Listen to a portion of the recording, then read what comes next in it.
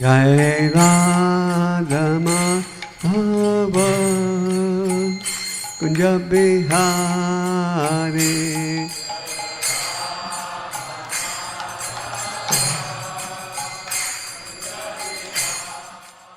The following is a lecture by His Holiness Gopal Krishna Goswami Maharaj, delivered on Sri Chaitanya Charitamrit, Madhya Rira, delivered on 14th of July 2012 in Vancouver, Canada.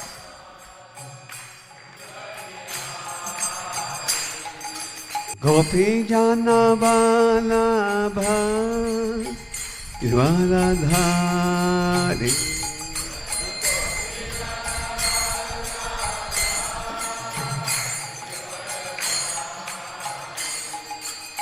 Om Namo Bhagavate Vasudevaya. Om Namo Bhagavate Vasudevaya. Om Namo Bhagavate Vasudevaya.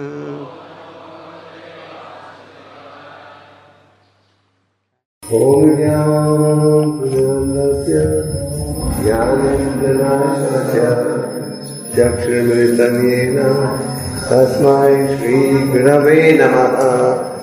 Shri Chaitanya Manavesta Stapita Vena Bhutale Swayam Rupa Kalamayam Dadati Swayam Vandeham Shri Guru Shri Yudapadakam Shri Guru Vaishnavamsa Shri Rupalam Sagajatam Sadhana Raghunatam Jantam Sadevam Sadvaitam Savadbhutam Pridana Saitam Krishna Chaitanya Devam Shri Radha Krishna Balaram Sahagana Lalita Shri Vishakhanutamsa.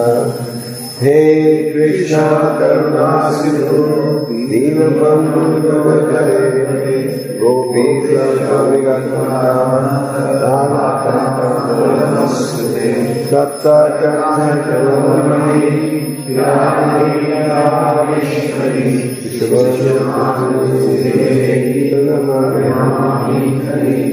Bhanja Kalpa Sargasa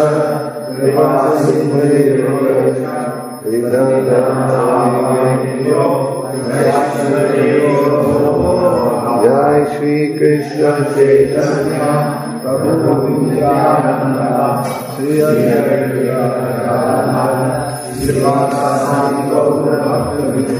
Hare Krishna Hare Krishna Krishna Krishna Hare Hare Hare Rama Hare Rama Hare Krishna. Hare Krishna. I was meditating what to speak on. We have such a broad area to choose from. Since the audience is primarily consisting of devotees, I thought we would discuss the 6 principles of surrender or Shanagati with all of you. Is that a good idea? What does Shanagati mean? Or could you have a farm nearby? Oh, Shanagati. Means to surrender. So Chaitanya Mahaprabhu, who is none else but the Supreme Lord, Shri Krishna Chaitanya, Radha Krishna Nahe Anya. Radha and Krishna appeared as Chaitanya Mahaprabhu. And Chaitanya Mahaprabhu is described as the most merciful of all incarnations. Narottam Thakur was a great Vaishnava poet. Actually, he was a prince. And even though he was born in a royal family, he was very attracted to pure devotional service. And he gave us many wonderful bhajans and songs. And one of them is Shri Krishna Chaitanya Prabhu Radha. So in this well-known Vaishnava bhajan, Gurunanda says, Pati Pavan Hindu Tava Chaitanya Mahaprabhu appeared to reclaim the fallen people of Kali Yuga. And Narottam Thakur conveys the mood of humility when he says that there is no one more fallen than me. Therefore, my claim for your mercy is first. So Chaitanya Mahaprabhu distributed this process of Krishna consciousness, and Chaitanya Mahaprabhu had predicted that this chanting of holy name will be spread to every town and village of the world. Priti Vidyachita Nagaradigram, Sarvada Prachara Vimura. In every town and village, a holy name will be chanted. And due to the sacrifice and hard work of Srila Prabhupada, today the Hare Krishna mantra is being chanted in almost every corner of the globe. So Chaitanya Mahaprabhu firstly gave instructions on the process of devotional service. This morning we were explaining Chaitanya Mahaprabhu what he had been instructed, Devananda Pandit, about the importance of Srimad Bhagavatam. Chaitanya Mahaprabhu also gave very valuable instructions to the two brothers, namely Rupa Goswami and Sanatana Goswami. Rupa and Sanatana from the very beginning had no interest in governmental work. Their main concern was just discussing Krishna Katha. And their main business was counseling society and giving people knowledge about Krishna. But, as few historians have said, they were forced into working for Nawab Hussain Shah, a Mohammedan ruler who had captured power by manipulation in Bengal. Their heart was to join Chaitanya Mahaprabhu's movement. Rupa Goswami was the first to leave government service. Rupa Goswami had at one time approached Chaitanya Mahaprabhu with a request that he be allowed to leave his government service and travel with him. And Rupa Goswami and Chaitanya Mahaprabhu told him to stay on the job. But later, Rupa Goswami finally left. And when he left his governmental service, he had a whole boat full of gold coins. Imagine. And he distributed his wealth in a very exemplary manner. He gave 50% of his wealth to the Brahmanas. He kept 25% for future emergencies, and 25% he distributed to his relatives. When Chaitanya Mahaprabhu and Sanatana Goswami met Chaitanya Mahaprabhu in Ramateli, they both said that the society considers us to be very advanced. But Kayami, I don't even know what is my constitutional position. This was the humility. A little later, Sanatana Goswami also left his government service. Chaitanya Mahaprabhu instructed Rupa Goswami on the process of devotional service in Prayag, which is today known as Allahabad. And in summary, Chaitanya Mahaprabhu explained, Brahmanda Pravida Kulam Bhagavanuji, Guru Krishna Kripa by Bhakti Latavi. How the living entity is going through so many births and deaths, and the fortunate entity receives Bhakti Lata Beej. What does Bhakti Lata Beej mean? The seed of devotional service. Or, by that, practically speaking, what it means is knowledge. The devotional service is the ultimate goal of life. Understanding that only by devotional service can I please the Lord, understanding that by engaging the senses in service of the Lord can one make spiritual advancement. You receive this knowledge about devotional service. But then, just receiving the knowledge that devotional service is important is not sufficient, isn't it? You have to go beyond that. And he explains that just like a seed grows when it is watered, this seed of devotional service will grow when it is watered. And then watered means the process of Shravanam and Kirtanam. Shravanam Kirtanam, as you know, forms the basis of our spiritual life. Just in manner, whether you are a householder or a brahmachari or sannyasi, Shravanam Kirtanam is a must if you want to make spiritual advancement. This process is not something new. This process has been presented long ago in ancient times immemorial. This process is being adopted as a means of purification. So, Shravanam Kirtanam, and we'll discuss more of that later, is a must for spiritual advancement. But sometimes what happens, Chaitanya Mahaprabhu explains, that we become artificially proud. Oh, I'm such a great devotee, I'm chanting, I'm initiated, a Brahmin, and so on.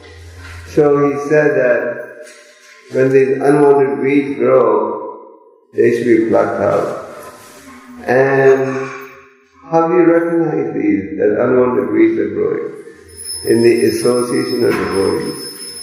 Scriptures recommend strongly the importance of sadhu sangha, to stay in spiritual association. Okay, quickly. Thank you. So spiritual association is a must. Chaitanya Mahaprabhu also explained, Krishna Goswami, that one should minimize one's association with holy-minded people. In other words, we should associate with holy-minded people only as much as necessary, and as far as possible, take advantage of spiritual association. And Chaitanya Mahaprabhu further explains that the seed of devotional service, of the beautiful garden of devotional service, can get ruined. How? By committing Vaishnava approach. Therefore, our scriptures remind us again and again about the value, about the importance of avoiding Vaishnava. Gopal Goswami was entrusted by Chaitanya Mahaprabhu to go to Vrindavan and to identify the places where Lord Chaitanya, where Lord Krishna had performed his pastimes, and to write books on the process of devotional service, and to construct temples. Many of the temples that you see in Vrindavan, all the principal temples of Vrindavan, were built on the inspiration given by the Goswamis. And if today we are able to go to Vrindavan and identify the places where the Lord performed his pastimes, we owe this gratitude that the Chaitanya Mahaprabhu and his associates, when they went and identified the places where the Lord had performed his pastimes. Gopal Goswami was the first to withdraw from his government service, and a little later, Sanatana Goswami also withdrew. Sanatana Goswami had on one occasion informed the king that he was sick, but he wasn't really sick. He was studying the Srimad Bhagavatam with 30 pandits He had assembled 30 brahmanas, and all day they were engaged in studying the Srimad Bhagavatam. The king became impatient. He was concerned that Sanatana's not here.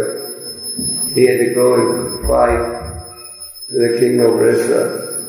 So the king sent his royal physician to see what was wrong with Sanatana Goswami. These days, if somebody wants to come to your house, he rings the bell. If you don't want him to come in, you don't respond. But those days, these facilities were not there. So the doctor came right in, and there he saw that Sanatana Goswami was healthy, just studying the Srimad Bhagavatam with the other sages, Brahmanas. The king asked for Sanatana Goswami.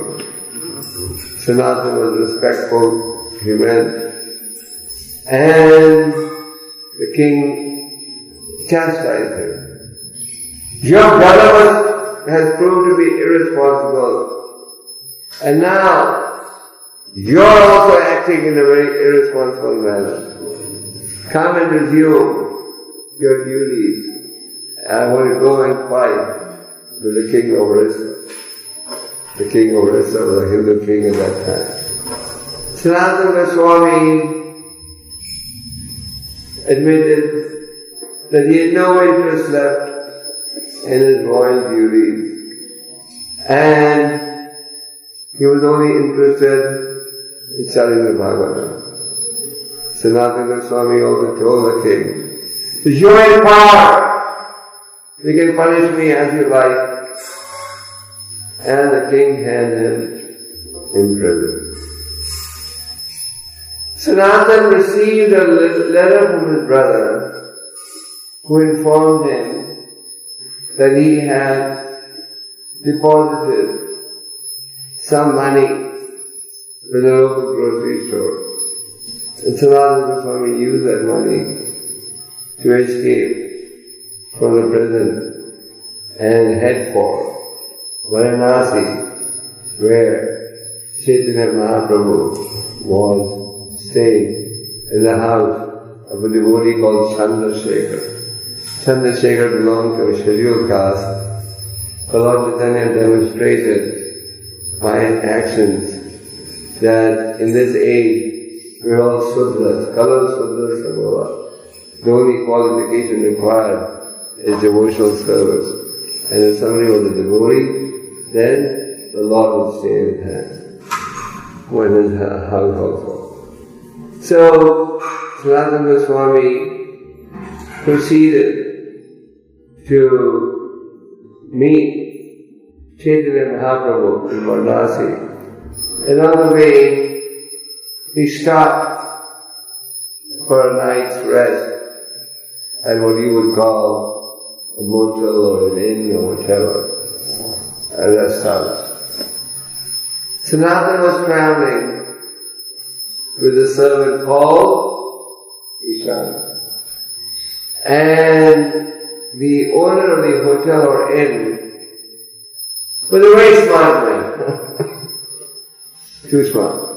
He had an astrologer who worked with him in the reception area.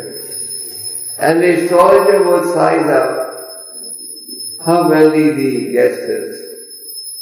And the guest would be very rich or something, they would plunder him. So this astrologer advised the hotel owner, so this is a very rich tourist, very rich man. So he was extra courteous to Sanatana. As Sanatana had experience in government service, in diplomacy, he knew, he suspected that this man wants something. If someone very nice with you, don't you get suspicious? So Sanatana was no suspicious, about this man's intentions. So he asked the servant, are you carrying any wealth with you? Ishan, the servant, was carrying wealth with him. He concealed this from Sanatana Goswami. So when he was asked, are you carrying any wealth with you? He said, yes, I am. I'm carrying 7 gold coins with me. Exactly, how many was he carrying? He was carrying 8. He was carrying 8 gold coins. So Sanatana said, why are you carrying debt with you? He took the 7 gold coins.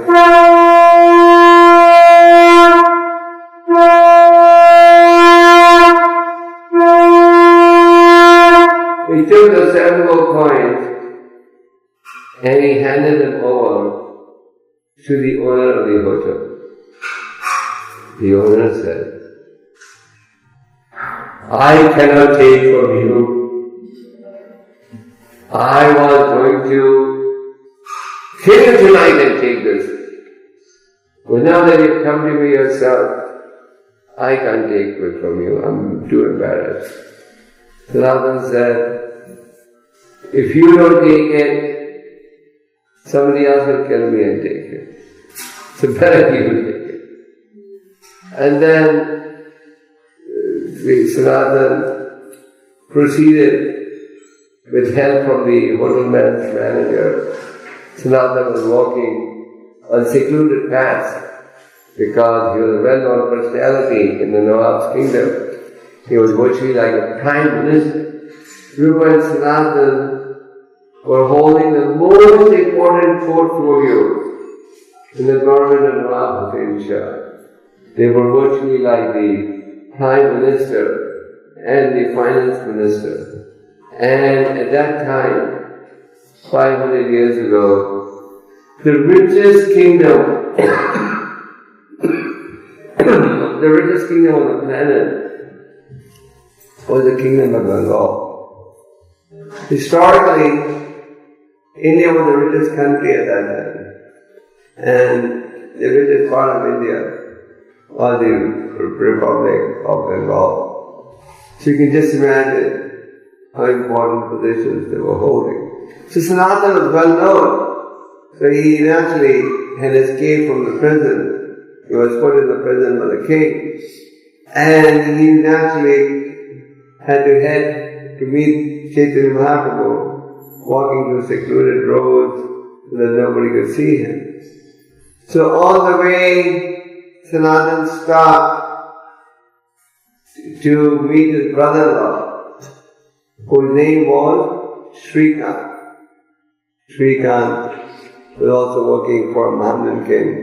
It appears at that time the Mohammedans had captured power in many parts of India. So Shrikant had come with 300,000 gold coins to purchase horses. And when he saw Sanatana with a big beard, wearing torn clothes, he said, what is this? Come stay with me. He gave him a very expensive blanket or cloth to wear on the top. Sanatana then finally reached his destination. What was his destination? Varanasi.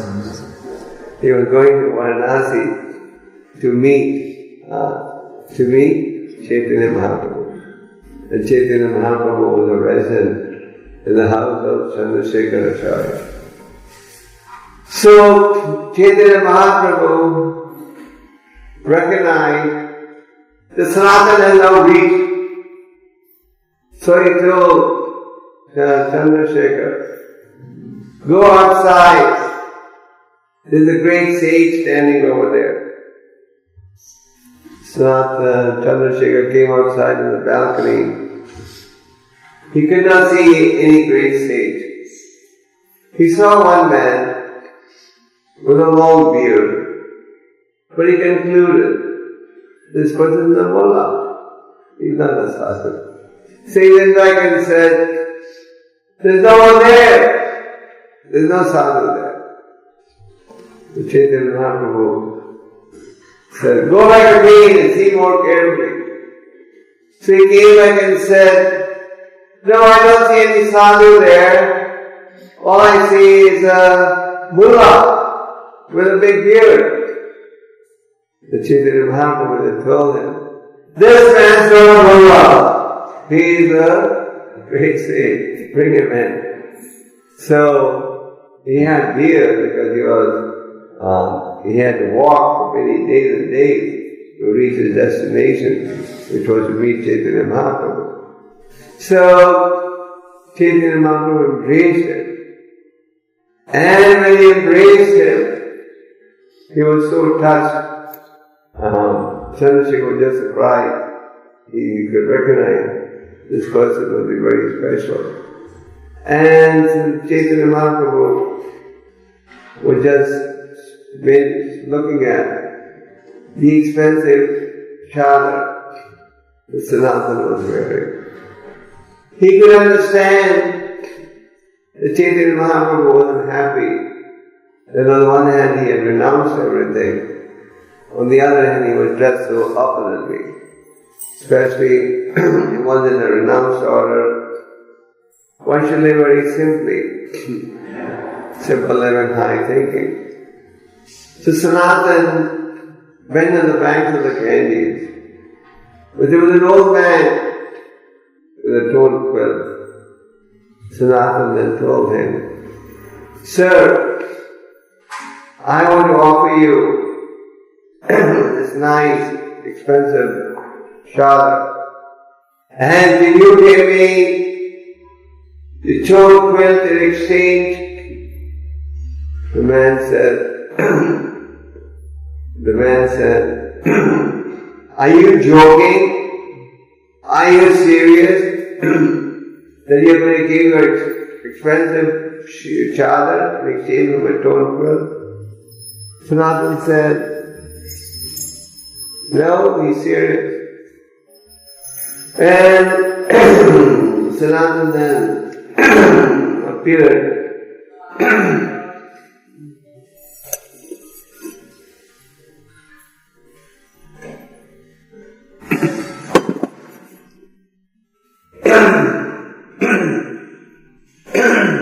Sorry.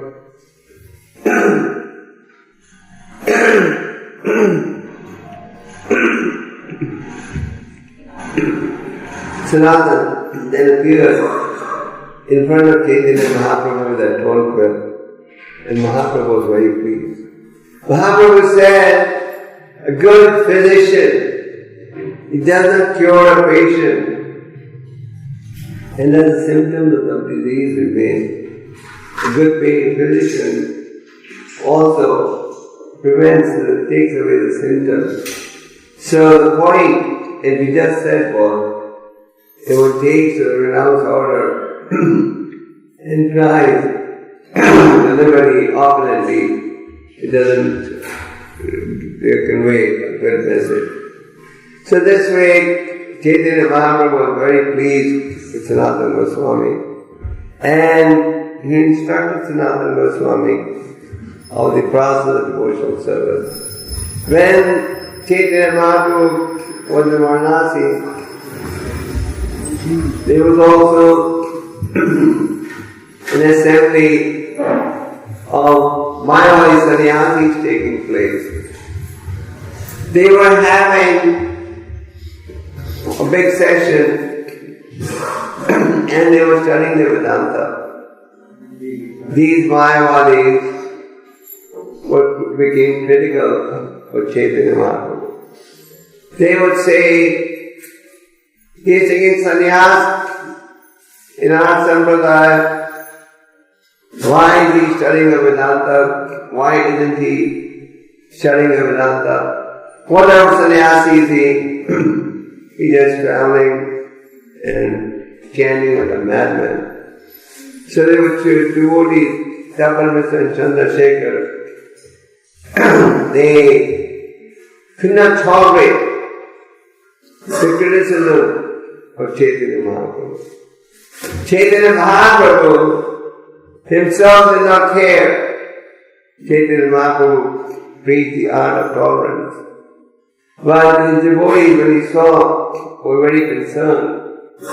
Then a Brahmana came to meet Chaitanya Mahaprabhu and said, I know you don't eat in the homes of other people, but I want to invite you for prasad. And he invited the Mayavadi sannyasis also for prasad. So Chaitanya Mahaprabhu came to the assembly, and the Mayavadis were seated on a higher platform. Chaitanya Mahaprabhu, when he came, he offered his obeisances, he showed humility, and where did he go and sit? He went and sat where people wanted to feed before entering the temple. He practiced complete humility in his dealings. And the Bible says, and he displayed one of his transcendental opulences. When God appears, he performs superhuman activities, and these activities cannot be duplicated or imitated by anyone. So Chaitanya Mahaprabhu was sitting down when the Mayavadi sannyasis were at a higher level, and from his face there emanated so much effulgence as the thousands of suns were put together. So when these Mayavadi sannyasis saw this, they could see that this sannyasi is not an ordinary sannyasi. And then there was a debate. And in the debate, Chaitanya Mahaprabhu said, my spiritual master considered me to be a fool. He said, all that you're capable of doing is Chanda Hare Krishna Mantra. And later on, all these Mayavadi sannyasis were inspired by Chaitanya Mahaprabhu, and they all took to the path of pure devotional service. They all became Vaishnavas. In this way, Chaitanya Mahaprabhu converted all the sannyasis to the path of Vaishnava. Chaitanya Mahaprabhu, in his pastimes, he converted everyone he met to the path of Vaishnava. Once, Chaitanya Mahaprabhu had a discussion with a Buddhist leader, and Chaitanya Mahaprabhu defeated him in a philosophical argument. So the followers of the Buddhists, they wanted to embarrass Chaitanya Mahaprabhu. What did they do? They said, he defeated our Guru, so we want to take revenge. So what did they do? They took some contaminated food on a metal plate, and they told Mahaprabhu, here's Mahaprasad, please taste the Mahaprasad. So as they were offering the contaminated food to Chaitanya Mahaprabhu, an eagle came from the top, and the eagle picked up the contaminated food and dropped the heavy metal plate on the head of the Guru. And when the heavy metal plate fell on the head of the Guru, what happened? He fainted. The heavy metal plate fell on the head. So the followers of the Buddhist leader felt very repentant. They felt repentant. They said, this is due to our offenses. We had this evil plan of embarrassing this sannyasi. So they went to Chaitanya Mahaprabhu and begged forgiveness and revealed their entire plan. And they pleaded Please, please, please, save our Guru. What did Chaitanya Mahaprabhu say? Go and chant the Hare Krishna mantra in the ears of your Guru. So they went and chanted the Hare Krishna mantra in the ears of their Guru. And the Guru came to consciousness. And then all these Buddhists also became Vaishnavas. And they all started chanting the Hare Krishna mantra. So there's so many wonderful pastimes for Chaitanya Mahaprabhu. When Chaitanya Mahaprabhu was on his tour of southern India, and his tour of southern India is very memorable. Bhaktisiddhantaji traveled to all these places and identified the places where Chaitanya Mahaprabhu had personally traveled. So when Chaitanya Mahaprabhu was traveling in southern India, he came and he was traveling with his entourage. And people would come to see him from a great distance. From a great distance, they would come and see Chaitanya Mahaprabhu dancing, chanting. And just by seeing Chaitanya Mahaprabhu chant and dance, they would also begin to chant and dance. And then, when these devotees would go back to their respective villages and towns, others by seeing them chant and dance, they would also begin to chant and dance. Just like a disease spreads from A to B to C, spiritual disease also spreads from A to B to C. Just like Srila Prabhupada, he came to the former Soviet Union in 1971. At that time, the country was under strict communism. Religion was banned. The communists had converted all the churches into factories and museums. And in that environment, Prabhupada ventured to plant the seed of Krishna consciousness. So Prabhupada was staying in a hotel, which was right downtown the Kremlin. So one of Prabhupada's servants, Shyam Sundar, this is the same Shyam Sundar who carved the four Jagannath deities of ISKCON. As you know, the first Swadhyaya of ISKCON was held in Jagannath Puri, and these deities were carved by Shyam Sundar. You know the story? There was, we have Jagannath in our temple. So Valaki Mataji had gone to an Indian store called Cost Plus, and there she saw some 3-inch dolls.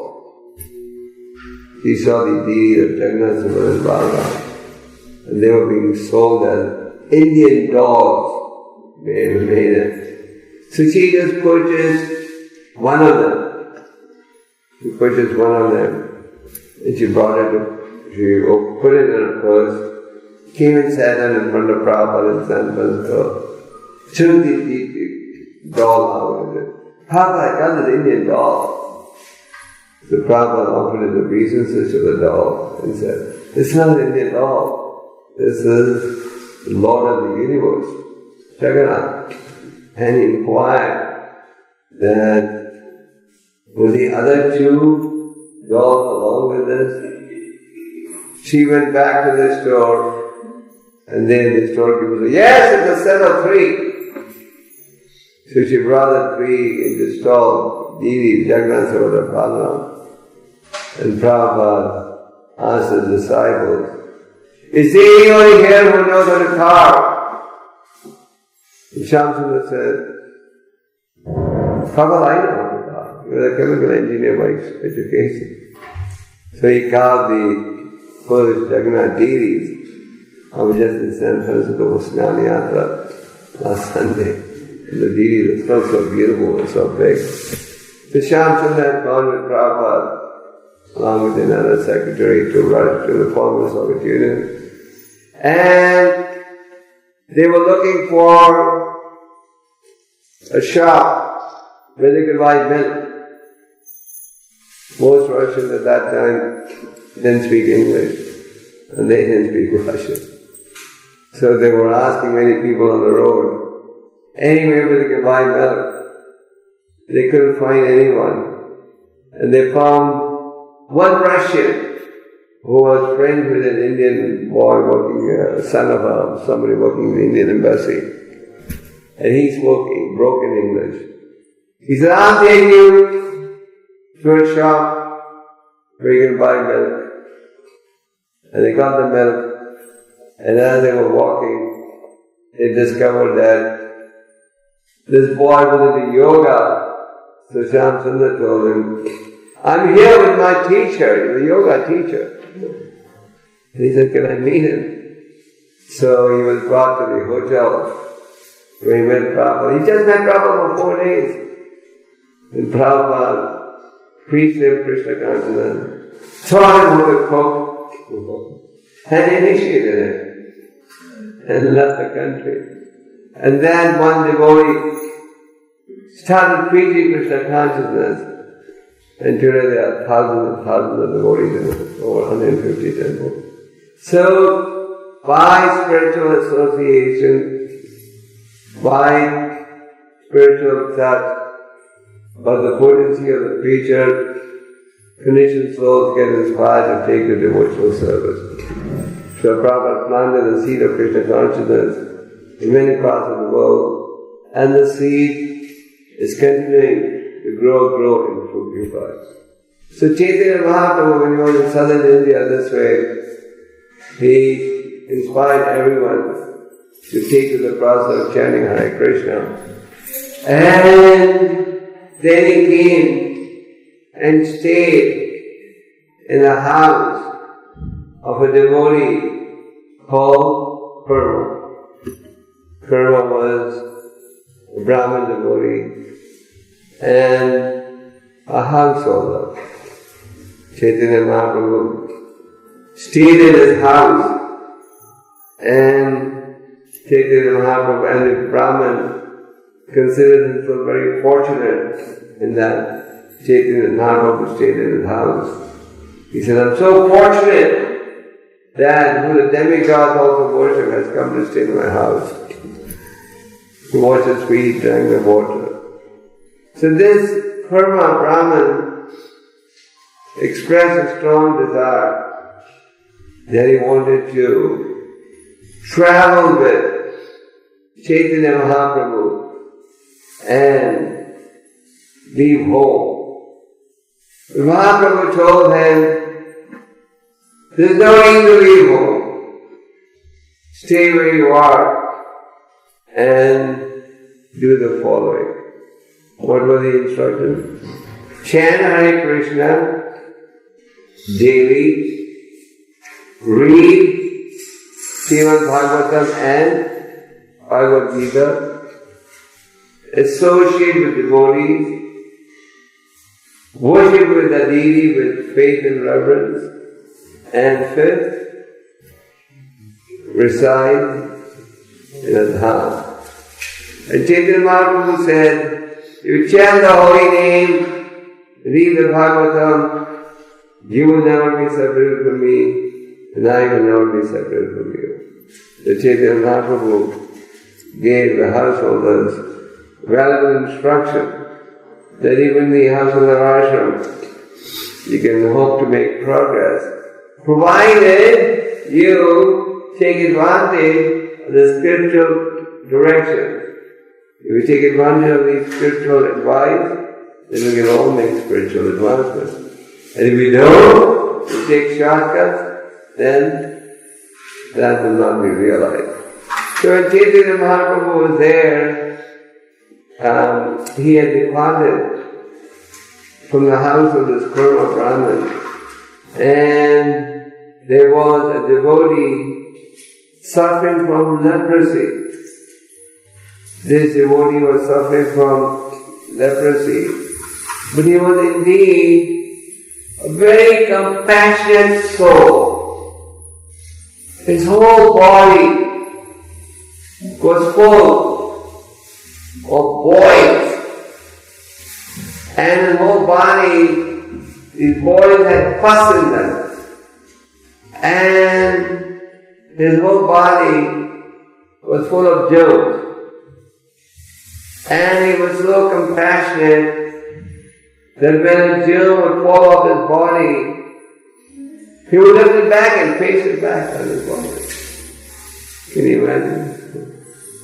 So he heard the previous night the Chaitanya Mahaprabhu had come to stay in Parama's house. And whoever Chaitanya Mahaprabhu met, he gave everyone the same instruction. Chant Hare Krishna and read what? And he said, he gave the same instruction to everyone. That's the beauty of Krishna consciousness. We preach Krishna consciousness, but the message is the same everywhere. It's not that the message gets adjusted to country or this environment in which we are. The basic message is the same. The philosophy that we speak has been heard again and again. It's not that every time we hear a class, we hear some completely new philosophy. The philosophy is the same because our process is just follow the path given by the Supreme Lord. Supreme Lord in the 4th chapter gives us the history of the Bhagavad Gita. He said, I imparted this knowledge to whom? To the Son of God? For whom the knowledge came to Manu, the father of mankind. And then the knowledge came to the king called Ikshvaka. King Ikshvaka ruled over the planet at the commencement of Treta Yuga. And it was in his dynasty later that Lord Ramachandra appeared. But in the course of time, the knowledge was lost. And now I'm giving it you again. Why? Because you are my friend and devotee. Therefore you can understand the transcendental secrets of the great science. So devotional service is great science. It's not that what you learn in school and colleges giving term to be science. It's a great science. And this great science can be understood only if we receive it from an authorized source. Just like before the appearance of Bhagavad Gita as it is, there were so many editions of the Bhagavad Gita, and there still are. But if you carefully analyze what the Bhagavad Gita as it is has done, no other Gita has done. The Bhagavad Gita as it is has been translated in over 70 international languages of the world.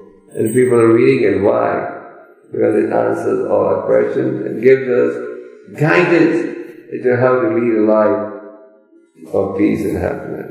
So, our philosophy is nothing new. Chaitanya Mahaprabhu used to study the Gita and he preached the same philosophy. All our acharyas have given the same message. So, the secret of success is just being true to the teachings of the Lord and the Acharyas. And if we're true to the teachings of the Lord and the Acharyas, then they will reach spiritual success. So, and this devotee, his name was Vasudeva Vipra. His whole body was full of pus, and he was so compassionate that when a germ would fall off his body, he would lift it and put it back. So he heard that Lord Chaitanya has come and he stayed in the house of Parama. So he proceeded to reach Parama's house. And when he reached Parama's house, he discovered that, what did he discover? The Lord has left. And when he discovered the Lord has left, he was heartbroken. He almost fainted. Because he had such great love, he was such a great devotee of Chaitanya Mahaprabhu, who was such a great devotee of Chaitanya Mahaprabhu. Chaitanya Mahaprabhu is none else but the Supreme Lord, who is also present in everyone's heart as the Paramatma. So as the Paramatma, Chaitanya Mahaprabhu could understand that Vasudeva Vipra has come to his house to see him, and not having seen him, he is grief-stricken. So Chaitanya Mahaprabhu came back. He came back to meet Vasudeva Vipra. As he came back, he came to the house of Karma Brahman and embraced this Brahman. Mahaprabhu didn't care that this man is suffering from leprosy. His whole body is full of pus. He embraced him. And when he embraced him, Vasudeva Vipra got transformed to what? To a young, handsome man. He became a young, handsome man. His disease was all gone. His old age was all gone. And he became very youthful and handsome. Then this Brahman, Vasudeva, he knew that this had been realized due to the service, due to the mercy of Chaitanya Mahaprabhu. So then he offered prayers from the Bhagavatam. These were the prayers offered by Sudama Brahman that we read about in the 10th canto. Sudama Brahman was a friend of the Lord. He was a poor Brahman, but he was content. That's the nature of a Brahman. He's content in every situation. In mature life, you're always grumbling. And as much as you have doesn't satisfy you, isn't it? Just like Narada Muni says, a hungry man can be satisfied when you give him food to eat. A thirsty man can be satisfied when you give him water to drink. Even an angry man can get satisfied when he has the opportunity to shout. But a greedy man, can he satisfy? No. Are people greedy man poor? So greedy man can never be satisfied. As much as they give is less. They want more. But the Sudama Brahman was fully content. Brahmins are content in every situation. But his wife knew her husband has a rich friend. So his wife would constantly tell him, come on, why don't you go and meet your rich friend in Dwarka? Okay. So Sudama finally came to see the Lord in Dwarka.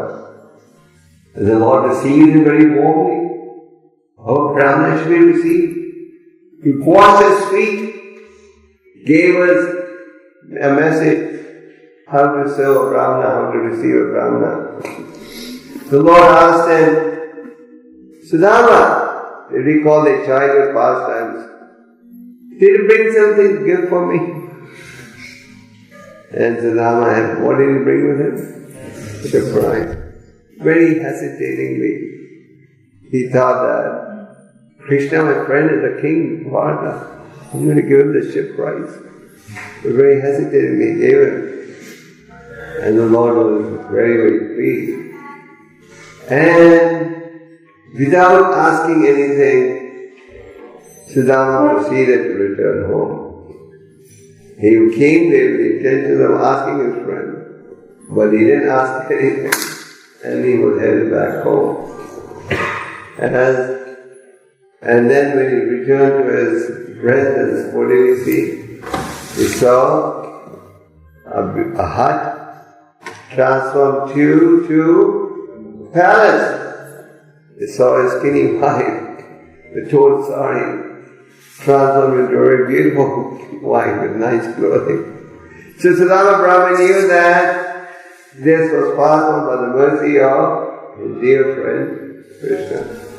So he offered many wonderful prayers, quoting from the 10th canto, the prayers that were offered by Sudama Brahman. Who offered these prayers? Vasudeva Vipra. The Vasudeva Vipra was transformed from an ugly, diseased individual to a very handsome young man. But then, there arose a certain amount of fear in him. The fear was, previously I was so diseased, so obnoxious, no one will ever come near me. Now I become so handsome, I may not become proud.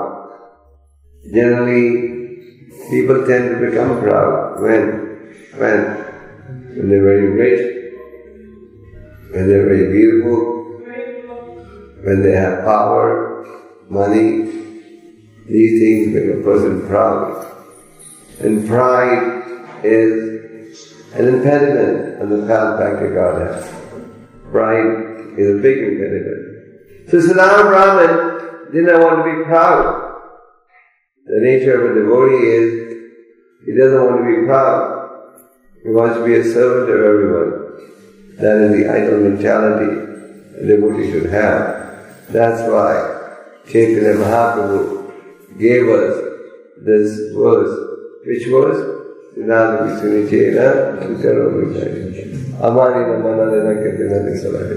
This verse is so important. The Krishna's Kavira says, make a garland of this verse. And where should you hang the garland? Around your neck. In other words, remind yourself of the importance of being tolerant, respectful to everyone, without expecting anything in return. And to consider oneself to be even lower than a blade of grass. So this verse is so important. And in Chaitanya Mahaprabhu instructed Sanatana Goswami on the 6 principles of Sharanagati. And the 6th principle of Sharanagati is humility. Humility is an essential ingredient of surrendering to the Lord. If you want to surrender to the Lord, you should also practice humility. So, this Vasudeva Vipra was very concerned that he may not become proud now that he's become so handsome and so healthy. So he begged Chaitanya Mahaprabhu for guidance as to what should he do to remain humble and meek. And the Mahaprabhu said, chant Hare Krishna and preach the glories of the Gita and Bhagavatam to everyone. And read. And Chaitanya Mahaprabhu said, this way you will always remain humble and united with me. So Prabhupada, in the purport of this Leela, in the Chaitanya Charitamrita explains, it's just like Chaitanya Mahaprabhu instructed Vasudeva Vipra to always chant Hare Krishna and preach the glories of Bhagavatam and Gita. The devotees of this Krishna conscious movement have also been saved from an obnoxious life. So they should also, what should they do? Chant Hare Krishna and preach the glories of Hare Krishna to everyone. So that should be our mentality, that should be our desire, to chant and to preach the glories of the holy name, preach the glories of the Gita and Bhagavatam. And if you preach the glories, people will respond. The other day I was in Boise. Boise, as you know, is a small city, not a very big city. And we only have about 15, 20 devotees there. It's a very beautiful small temple. But one thing good over there is many of the devotees have the mood of preaching. And even the young housewives and children that go into book distribution or Tulsi area from Boise. So, there was one guest, American guest who was there at the party for the program, and I was introduced to him saying, he bought a book the other day, one of the Madhya has gone on a book distribution, he bought a book, and now he starts to come to the temple, he's reading the Gita, he's beginning to So the scope of preaching is unlimited. You can preach anywhere. Everywhere there are conditioned souls waiting to be contacted by the devotee of the Lord or Krishna consciousness. Therefore, Chaitanya Mahaprabhu instructed us, what is it? Jaya Rakho, Jaya Rakho Krishna. How you see, preaching the glory of the Holy Ghost. So this way there are unlimited pastimes of Chaitanya Mahaprabhu. Chaitanya Mahaprabhu instructed Sanatana Goswami said, we should accept what is favorable, reject what is unfavorable, understand that Krishna is your protector and maintainer, and make our desires consistent with the desires of the Lord, and practice humility. So, this Krishna conscious process is meant to inspire the conditioned soul to take to the path of devotional service and eventually to surrender to the Lord. Sometimes this surrender is a little painful. Sometimes we fear surrender. We think, if I surrender, I'm going to lose everything. I'm going to lose my independence. I'm going to lose. But what do we have? We're going to lose everything in any case at one point or another. It is much better that we willingly engage in devotional service, because devotional service, the Chaitanya Mahaprabhu explained in Siksasya, results in Ananda Muni Vana, unending spiritual happiness. So we should take to the process of Krishna consciousness. We're so fortunate that we have the pure process of devotional service. Prabhupada gave us pure nectar, and we have these wonderful books, wonderful temples, wonderful association of devotees, etc.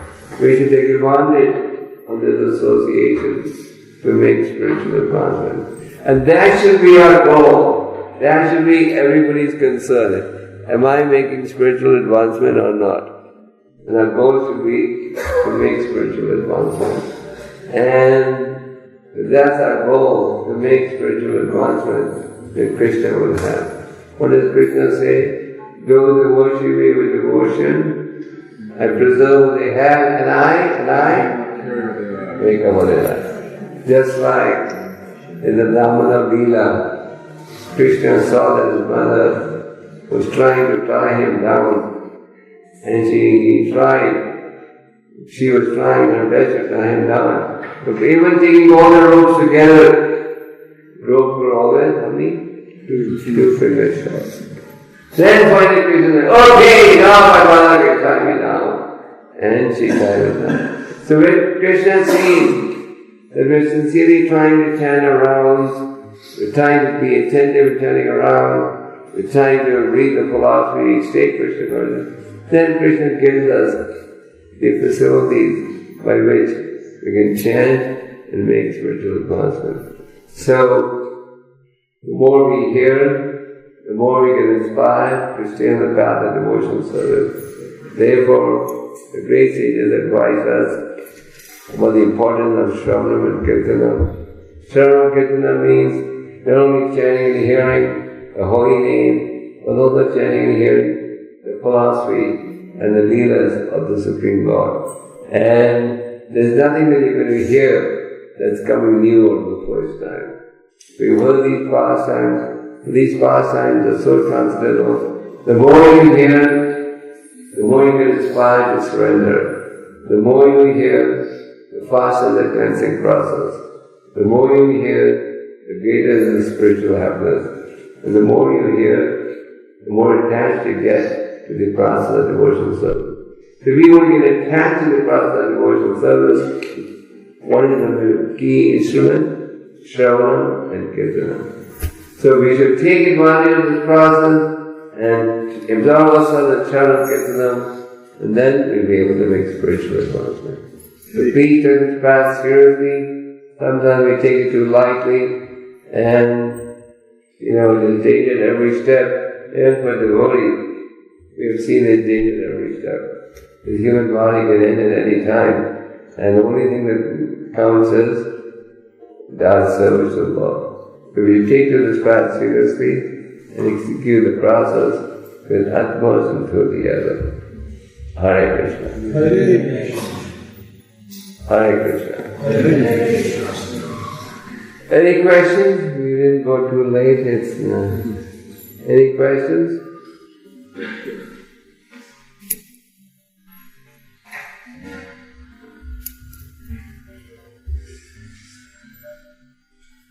No questions?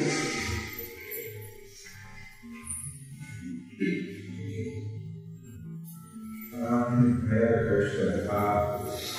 When you chant Mahamantra Hare Krishna, is it okay to change different speeds or different music?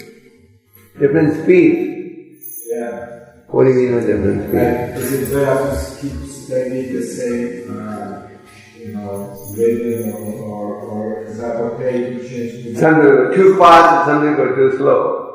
That's what you mean? Yeah, sometimes not very slow or very fast, but to change it. So that's okay as long as you're chanting and hearing. The important thing is hearing. But we don't chant so fast that you can't hear the words clearly. There was once a father who told his son, please chant 16 rounds every day. The next day the father said, will you chant your rounds, son? He said, yes. So fast? He said on the first beat he chanted the whole mantra, and then he said, ditto, ditto, ditto, ditto, ditto. So, they chant. We shouldn't chant so fast either. It should take you about 7 minutes around, 7 to 10 to chant.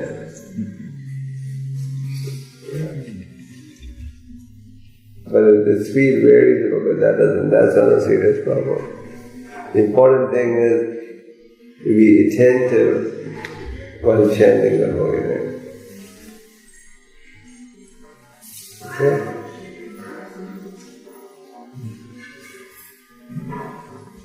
Any more questions?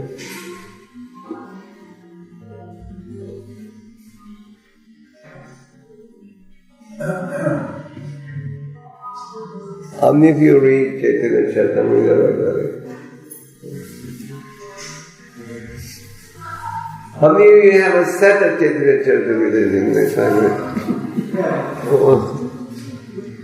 But the set is probably for decoration purposes. Of course, these books are so powerful. Everything we have them for decoration. Actually, all the devotees should have sets of these books in your home. The Bhagavatam, Chaitanya Charitamrita. And these books are so powerful that anybody who reads these books will be able to perfect their life. All of you take, Prabhupada said, Bhagavad Gita in high school, Bhagavatam in college, and Chaitanya Charitamrita is.